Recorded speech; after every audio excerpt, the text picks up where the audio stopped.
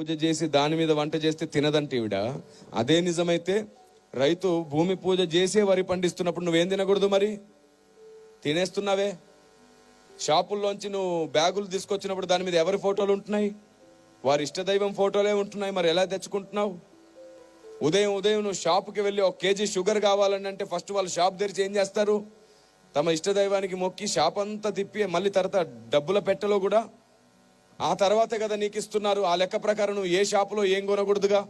మరి ఎందుకు కొంటున్నావు? చివరికి కటింగ్ షాప్కి వెళ్తే కూడా వాడు పూజ చేయకుండా కట్ చేయట్లేదు. ఎందుకు కట్ చేయించుకుంటున్నావు?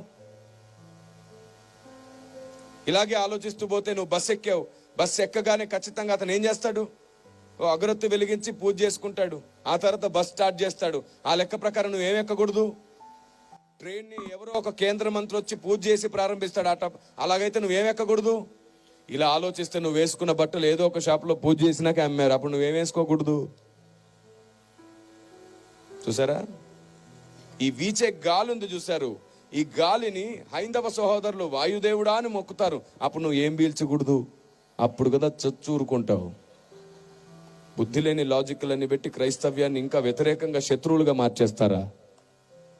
సువార్తకి ఇంకా ఆటంకంగా నిలబడతారా? ఇలాగ ఆలోచిస్తే మీకు తెలుసా, మీరు వేసుకునే చెప్పులు, మనం వాడే ఫోన్, పూజ చేసి దాని మీద వంట చేస్తే తినదంటే ఈవిడ. అదే నిజమైతే రైతు భూమి పూజ చేసే వరి పండిస్తున్నప్పుడు నువ్వేం తినకూడదు? మరి తినేస్తున్నావే.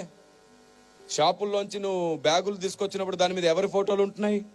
వారి ఇష్టదైవం ఫోటోలే ఉంటున్నాయి. మరి ఎలా తెచ్చుకుంటున్నావు? ఉదయం ఉదయం నువ్వు షాపుకి వెళ్ళి 1 కేజీ షుగర్ కావాలని అంటే ఫస్ట్ వాళ్ళు షాప్ తెరిచి ఏం చేస్తారు?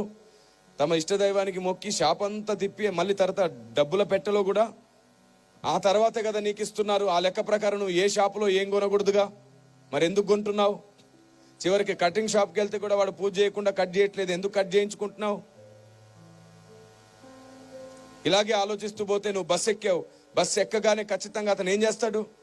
ఓ అగరొత్తి వెలిగించి పూజ చేసుకుంటాడు. ఆ తర్వాత బస్ స్టార్ట్ చేస్తాడు. ఆ లెక్క ప్రకారం నువ్వు ఏం ఎక్కకూడదు?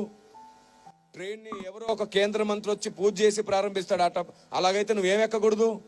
ఇలా ఆలోచిస్తే నువ్వు వేసుకున్న బట్టలు ఏదో ఒక షాపులో పూజ చేసినాక అమ్మారు. అప్పుడు నువ్వేం వేసుకోకూడదు? చూసారా? ఈ వీచే గాలి ఉంది చూసారు. ఈ గాలిని హైందవ సహోదరులు వాయుదేవుడా అని మొక్కుతారు. అప్పుడు నువ్వు ఏం పీల్చకూడదు? అప్పుడు కదా చచ్చూరుకుంటావు.